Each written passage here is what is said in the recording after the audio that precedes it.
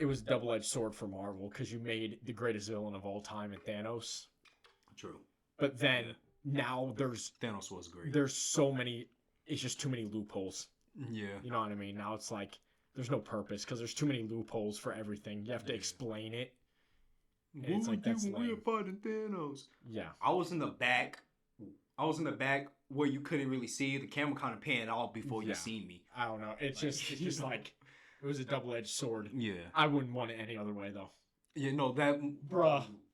Dude, the movie was so beautiful. I was just I saw a clip on TikTok the other day. Yeah. Just the fight scene, like the final fight scene from Endgame, but with crowd reactions, like a clip of someone filming in the theater. Yeah. Oh my god, bro. I was literally getting chills when like the crowd screamed when Captain America grabbed the hammer. Yeah. Oh my god, bro. And the crowd just goes fucking crazy. Moment. I was actually sitting there with chills. I was like, holy shit, this is so good. See, that was probably one of the greatest, if not the greatest moment. Well, no. Second greatest moment after, Iron Man. Rest in peace.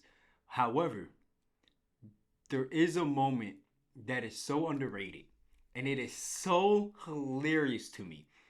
And it happens at the very beginning of that entire fight scene, at the whole war that breaks out. Okay.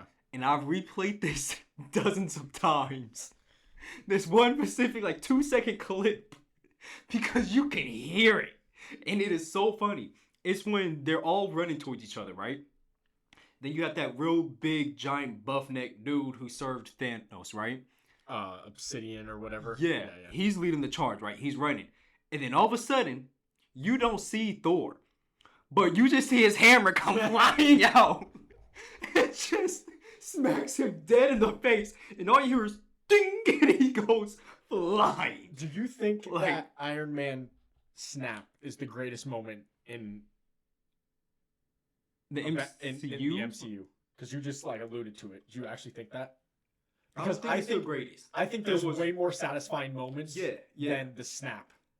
I'm not saying it's the greatest, or it's not really satisfying for that matter. It's just one of the greatest moments, just because one, it was the final end of the whole war and the end of Iron Man. People loved, and it was just you had to understand, in order to win, you have to sacrifice something, or something, Yeah, I guess that's probably the greatest moment, but the coolest. Yeah, I think Captain America grabbing the hammer is one of the coolest. I think it's the coolest in that movie. And then beating the shit out of Thanos for a second there. Yeah. Fucking... Yo, he was killing it, dude. And then bringing the lightning down. No, but I think the coolest scene in the entire MCU is Thor reaching Wakanda in Infinity War. When he comes down with the Bifrost and he's just jumping with the lightning in his eyes. That's the coolest scene in the entire MCU. I don't... See, what is the greatest scene in the MCU? Those are all good. Yeah. But oh my gosh, I don't know. The MCU's got a lot of iconic parts. Yeah. Okay, I think you would have to break it down for a superhero, by superheroes, honestly. I don't think you can just say in general. Because on one hand, I think the greatest Thor moment was him coming in Infinity War. Yeah. That was cool. Go. The second one, easily, because he doesn't have that many good movies, was Ragnarok, when he finally realized he don't need his hammer to be the god of lightning. True. And he pulled up to it, okay, that's hard. Yes.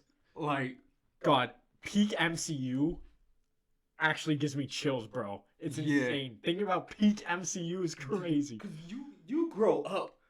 We grew up with this stuff. Yeah. We grew up starting with the Iron Man movies, Captain America movies, all of them, and then seeing them come together. Nobody thought that movie was going to work out, but it did, and it was beautiful. Yeah. And then just moving on from there, you watched and you spent years waiting for a movie to come out. Yeah. For us all to reach that one pivot point fighting Thanos was the greatest build-up, in my opinion, in almost any movie history. Yeah, it was a 10-year build-up. Greatest. Yeah. It was a 10-year build-up, bro. Ooh. But see, that's the difference, right? Is we had to wait years for it. And the wait sucked, but it was worth the wait. Yeah. Now, when there's a show that comes out, like last year, there was literally not like there was a 1 week gap in between shows. Yeah. I don't care that much, respectfully. Yeah. I don't, especially after Thanos. I don't care that much. It's just like that waiting time, like they did it perfect because it wasn't over convoluted, and you were like actually waiting for it. Yeah, and no, I don't think anybody really knew where it was gonna go. Honestly, like, see if they did different, if they say shrunk that down to 5 years, that fight for Thanos, or like that the entire phase like 3, 1, 2, and 3. Yeah.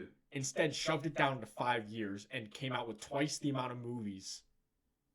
Infinity War and Endgame would not do as well in theaters because people would not care. Yeah, because at that point you're just throwing stuff. The fact that you had to wait a year from Infinity War to Endgame. Yeah. It was, dude, insane. That was the longest year of my life. The balls. Yeah. On Marvel. And they pulled it off. Oh, yeah. Do you know how freaking insanely good, one, you have to be as a franchise. 2, the movies themselves have to be invested. People have to be for you to pull that off. Like, the second you come out of theater from watching that, you're just like, what just happened? You come out of Infinity War and the first thought is everything that I've watched, all the characters I like are dead. Yeah. Granted, everyone had the same thought, like they're going to come back. But it's just the fact that they are now gone. Yeah. They're so actually now you're gone. just like, you don't know what's going to happen next. You saw them die. Yeah. And the second they announce Endgame, or the second you know Endgame's coming, you're like, what's going to happen? Yeah. Like, it made you legitimately hooked you like a crack addict. Like, yeah. I don't know why I use that analogy, but you know. It is crazy if you watch Endgame or Infinity War and Endgame back to back. Yeah. Because you watch this entire movie where Thanos wins. Yeah. And then Thanos dies within the first 30, like literally 15 minutes of Endgame. Yeah. It's insane. They chop his head off in 15 minutes. Like, dude, it's watching it, I was like, I waited a year for this. It's like this. It's like jarring. Yeah. Like, if you watch it back to back, you're like sitting there like, even if you watch it, I've watched Infinity War like a dozen times. Yeah. You're sitting there like, holy shit, this movie's crazy. And then you see Thanos die in the first 15 minutes of Endgame, you're like, what the fuck? It's like actually crazy. Like jaw-dropping. I think you brought it up a while ago, back when we used to work at Planet or whatever, that like they did it right with Thanos, right? Because the entire Infinity War was his movie. Like, he won. It was his movie, which was great. Because you get this whole build up. You get this small teaser on the end, and like the end credit of one movie. I can't remember exactly which movie it was. It was Guardians of the Galaxy. Where he was like in the throne. Where he's like blue. Yeah. I guess they didn't have his model like ready. Like, there's that, and then you're just like, I don't know. It was perfect because you can't just do what you've been doing with those other movies because everybody went in there expecting, alright, Thanos is dead. Like every other villain they've ever fought. And then for him to just say, no, I'm killing everybody you love. Yeah. Just like, holy